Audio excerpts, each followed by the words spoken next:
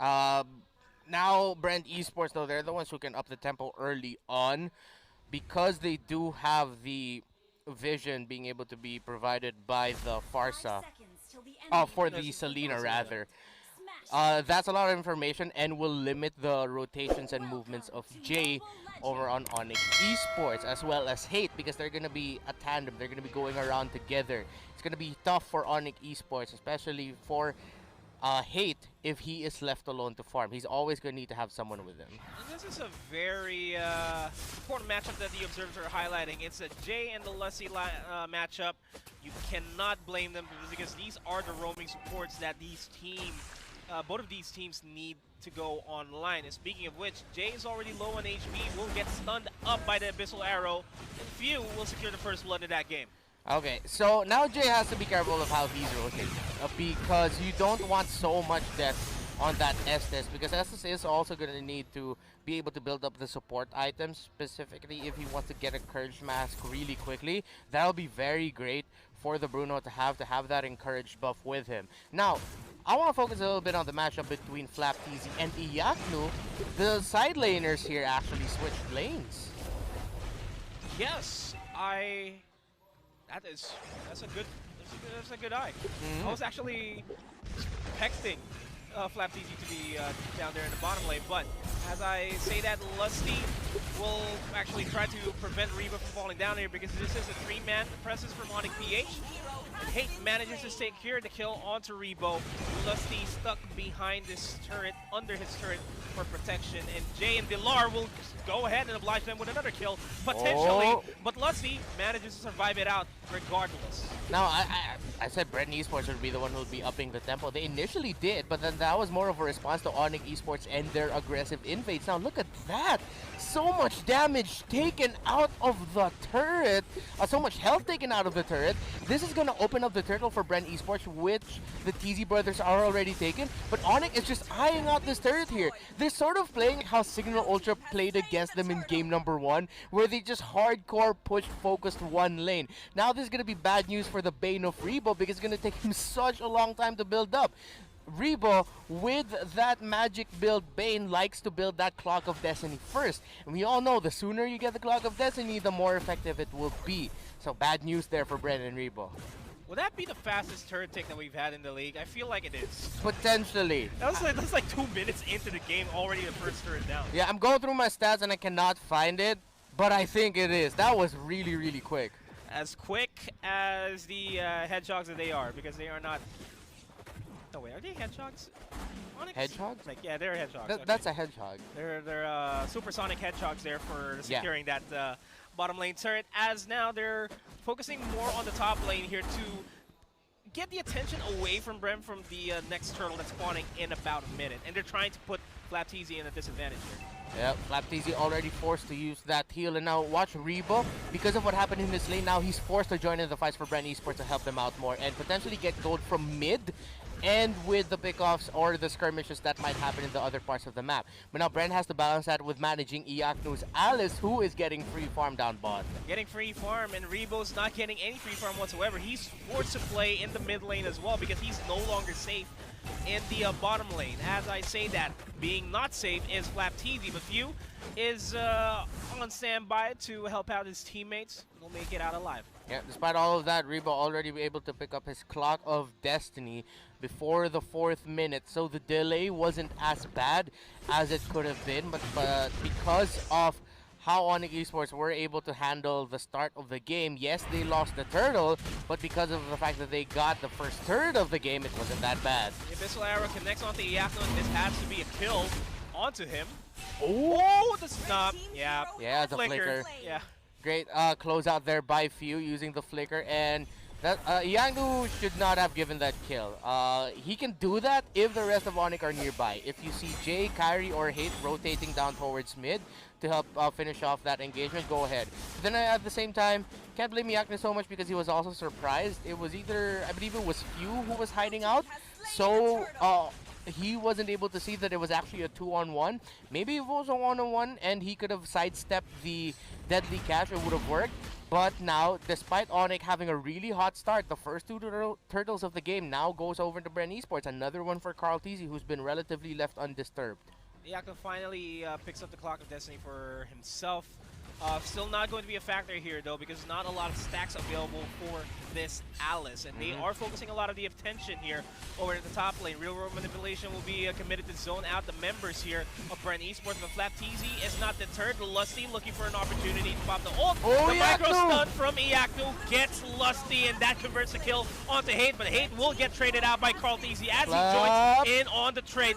Few will not connect with the Abyssal Arrow, but they do manage to secure the kill onto Flap as well. Onic PH slightly winning ahead of that engagement. Yeah, it would have been better if they were able to get another member of Bren Esports there, specifically Few, because they were able to take down Hate. But Onic Esports should be happy with that. A little bit more control up top, a lot of damage done on the tower. And again, we're seeing the power here of the combination of an Estes and a Bruno. Bruno can deal so much damage to the turrets and not even worry about going down, because Jay will just heal him through all the damage that the Eve or anyone else can throw at the Bruno. You just have to be careful though to not tower dive without any minions. But that's the reason why Real World Manipulation there was committed earlier, to help negate that and to help delay that as much as possible. That was a point blank Abyssal Arrow, and that was a questionable trade for Few. Didn't really have to go for the garrote to take down Dilar. Dilar forced to pop the ult just to stay alive in that fight. And now people might be thinking, oh, wait. Ouch, Jay! Oh, look at that damage. Oh, man. The face checks were too real for Jay. Whew. They have to be careful now with the face checking because of the Khalid. Again, Flap TZ, stellar performances with the Khalid so far. Now, Onic Esports have got to contest this turtle, but it's going to be hard because Flap TZ still has his ultimate. They're already in position here. The Real World Manipulation is also committed, but Flap TZ in the backlines with the Raging Sandstorm catches 3 at the same time, and he gets a double kill off of that. And Onic is in shambles in that turtle contention. Carl TZ is carrying another kill. It's just Hate left alive in that team fight. I just said it. They gotta watch out for Flap TZ. He had his ultimate here, and because of the lineup of Onic Esports, where you have Jay, Kyrie, and Hate having to stick together because of the nature of the Estes, that Khalid pick, absolutely devastating. And so they picked the Estes eventually way after the Khalid was picked up, but then they really have to be careful of that because Flap TZ now with the early kills and the fact that he has executes, his damage is going to ramp up a little bit more for the next few minutes before it starts to fall off a bit. But then come the late game, it's going to be the sustain that's going to be surprising Bren Esports. By that time, will Iakno have enough items and Kyrie have enough items to whittle down that Khalid? Maybe, but then they really have to take a lot of care of Hate. Iaknu has to take a lot of care in this bottom lane because this is a 3-man presence here. Lusty pops the ult, will get the stun, but no follow-throughs from his teammate whatsoever. The Abyssal Arrow, ooh, that Blood Orb just saved his life.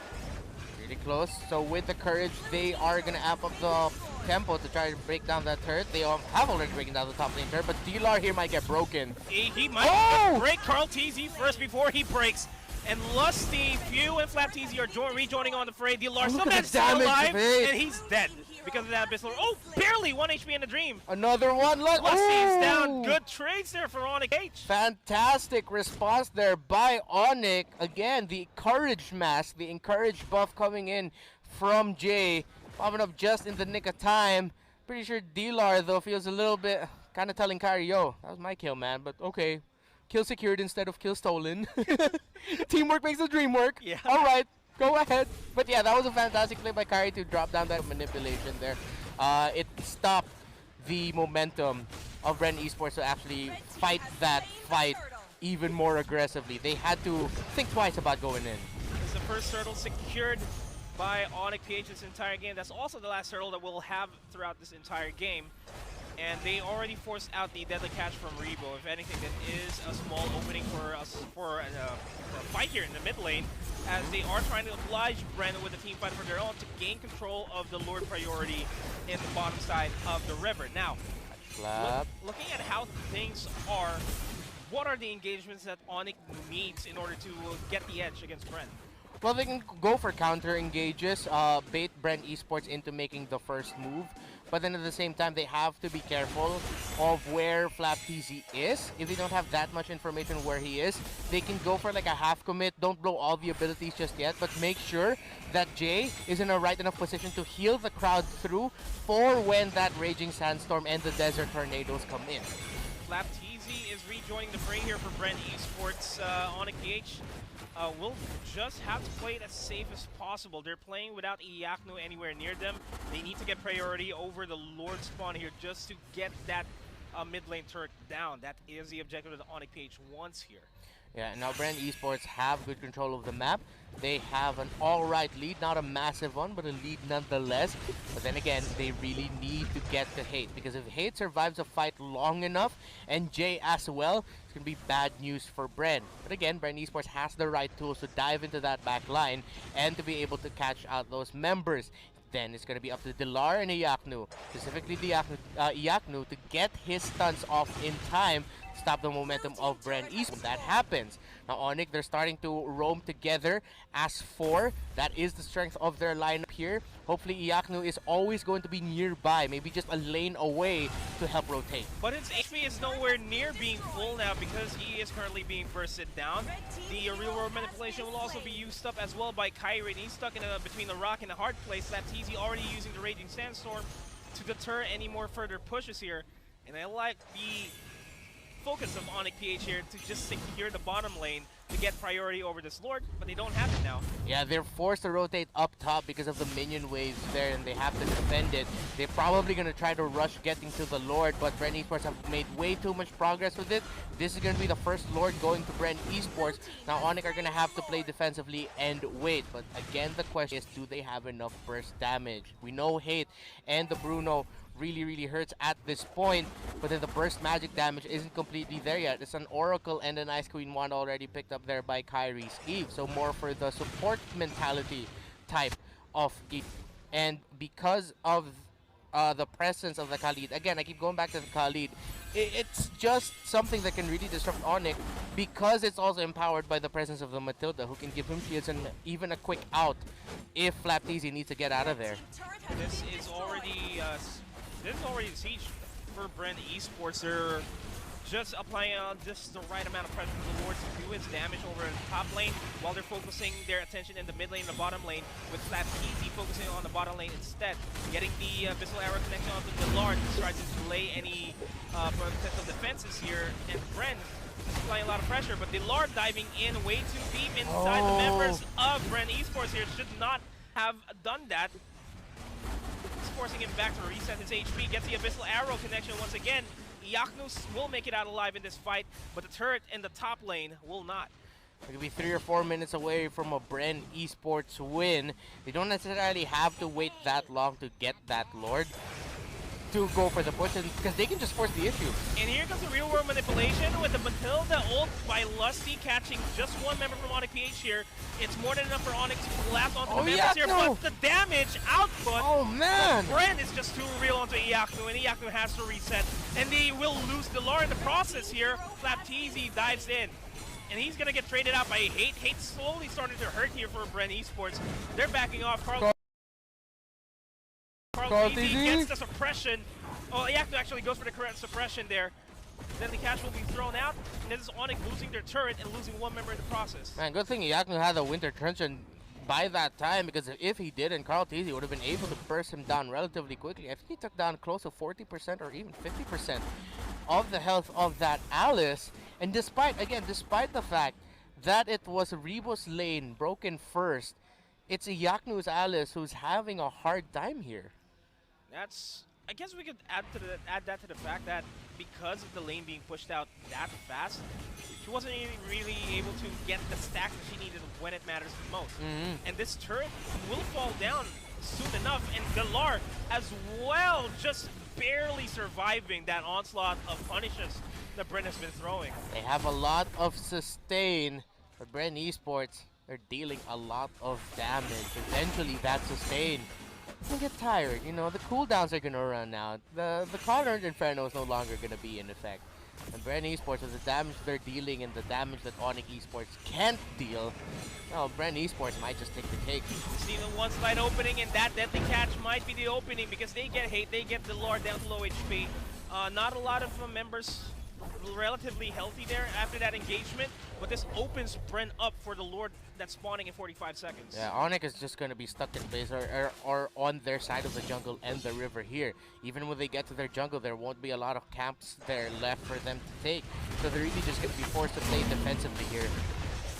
As defensive as they want to be, Onic PH have to look for that. It's not even a small opening anymore. It has to be a big opening for them to turn the tables against Bren. And they're just lying in the wait. They recognize that Onic wants to contest the Lord. Yeah, if they can somehow catch out Rebo and Carl, but then again, the abilities of Bren Esports just are so punishing for starting off an engagement. The presence alone of the deadly catch is enough to send Onic back and disrupt their momentum. You know, you get the knockups, you know, those little micro stuns that'll stop Onic in their tracks and just leave them open to getting bombed down by Bren Esports. This Lord will start its HP low here. Deadly catches up. Yeah, the deadly catches up, so waiting for an opportunity to throw it down. This looks like a perfect opportunity to throw it down, but the hate takes down FlapTZ, so no rage assassins available. FlapTZ managed to eliminate FlapTZ in the backlines, and Iaku diving in as well, taking down Rebo in the process. Oh! And now it's now looking like a Onic PH game so far, but the minion waves are pushing on forward. A turnaround by Onic Esports. It's not completely on Onic's side yet, but they can make the most out of this. They're gonna try to take the Lord. Few is nearby. KarlTzy still has to get his buffs here, or the orange buff down bot. I don't think Onic Esports can force this issue. Yeah, they're respecting the fact that Few might just pick off or even steal the Lord away. And so Onic Esports are playing patiently with this opening that they found. Now KarlTzy is here. He'll be able to contest, and he's just gonna wait. Yeah. Oh, what's going to be the play here for Onic? The retribution is available from KarlTzy. He's just lying in wait, and Few just has to be a nuisance here in this fight. Gets the Abyssal Arrow onto Jay. The Lord is dealing its damage, and will not be stolen away by KarlTzy, and he's going to get punched away. Great response there by Onic. So close. So close. I can feel the sigh of relief from Onic all the way from here. It's like, whoo, way too close there. Great attempt by Bren Esports. Now KarlTzy and Few to try and take that away. Just using the hat trick to go in and just quickly retribution. It didn't even need to deal damage, but Onic Esports hate just a little bit faster on the reflexes there here. Now with the Lord pushing in, Onic Esports can get a sigh of even bigger breath of relief here if they can smack down on inhibitor turret. They don't need to break two. They can potentially break two, one in the mid and one in the bottom lane, but just one will be more than enough to alleviate a lot of the pressure that they're feeling in this game. This Lord is just having a swell time pushing over the bottom lane, and Bren, all of a sudden, it's not looking too good for them. It's still looking good. Still alright. The mid lane turret is going to go down without a doubt, but they need to focus on this Lord. They don't want to, they just want to minimize the losses that will potentially come their way. Iaku will be rejoining the fray here as they will be going in as a 5-man team. Yeah, they're going for it. Turret. The Lar will be zoning everybody out. Connor and Infernos will not be thrown out just yet. They have to transition over to the mid lane, and they are. And they're focusing a lot of attention on this Lord, and Onic PH might just turn things around here for Bren. Reward manipulation to zone everybody out inside of Bren Esports, and Bren has to look for the fight. And they get Kyrie, potentially, as the Matilda ult will pop in, gets two in the backlines onto Jay and Kyrie, with the Truncheon being forced out there onto Iaku, but it's not enough. He'll get bursted down by KarlTzy, and the rest of Bren are defending this with their lives, but Hate able to take down the one. Few takes down the Lar as well. It's Bren standing strong in this fight. Bren Esports telling Onic PH, sieges are not gonna come that easy. Now, best possible scenario for Onic PH happened. They broke two inhibitor turrets, one in the mid and one in the bottom lane. Problem is now, you're seeing the effect here of Rebo's Bane. Deadly catch, but also the second skill, Rum. A full charged Rum deals so much damage, up to 70%. Even to Iaku's Alice. That's how much damage it can deal with. So now Onic PH will have to pull their punches a little bit when they go for that dive. When it looks like it's going to be their end game play, they have to be careful. They have to watch out for that because Rebo has been watching his positioning during the team fights. Key item pickups, especially for Jay with the Immortality. It's not going to be an easy time around for Bren Esports to take down the main anchor of this lineup, which is the Estes. The reason why Onic PH is still alive in this game, why they're fighting, why they're sustaining through fights, that Estes with that Immortality and Hate with the Immortality as well.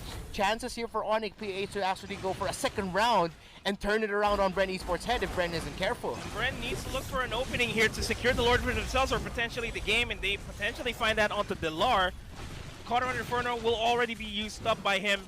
It has to be timed perfectly for Bren Esports to be over another fight here against Onic, especially that the Cauldron Inferno is down. Yeah, Onic needs to do a little bit better of managing their waves here, but because of the nature of the lineup and the fact that Bren Esports just deal with so much surprise with pickoffs or pull off surprise pickoffs here just like that, they have to be careful with the lanes. Yeah, and this view gets another missile arrow. Back to back. From downtown. I think Delar's just giving it to him at this point. Yeah, go ahead, hit me one more time. I dare you. Hit me. I dare you, bub. Hit me. Hit me again with your arrow. Is that your Delar impression? No, that's my son's impression. Okay. Why does your Tom's have an accent? Let's not talk about it. Yeah, okay. As it is spawning in 2 seconds, that is an objective that Onic wants for the life of us.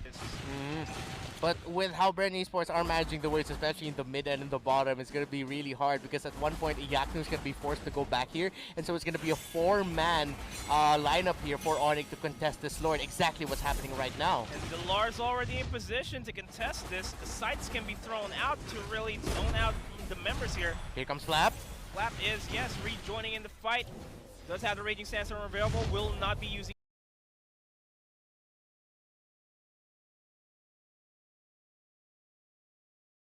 Just yet, it's just a minor chop here. The Yaknu in the back lines will get, will actually catch few. Will be forced to use the Winter Trojan because in the back lines the deadly catch and the Raging Sandstorm will catch 3. Good catch on the Lucio, the Kyrie and the Hate. They're doing what they can, and yes, the Estes is way too much of a problem here for Bren Esports. The HPs is low for Bren. Yaknu finally takes down Lusty. Few and Carl TZ have to fall back here from TZ.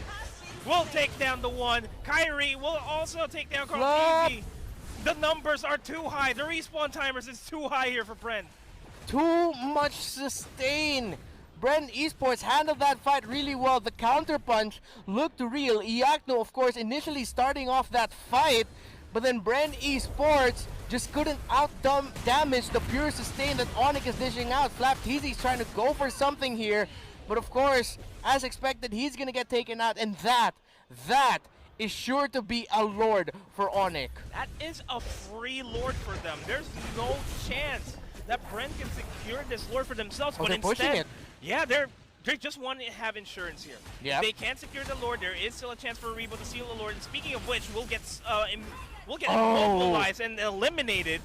Oh, it might be over here. This is over. It's just few. There's nothing much that he can do here. Yeah, potions already picked up here by Onic PH. It's going to increase their damage because of the long respawn timers. Few, the only one left. Onic wins game number 1 with their backs against the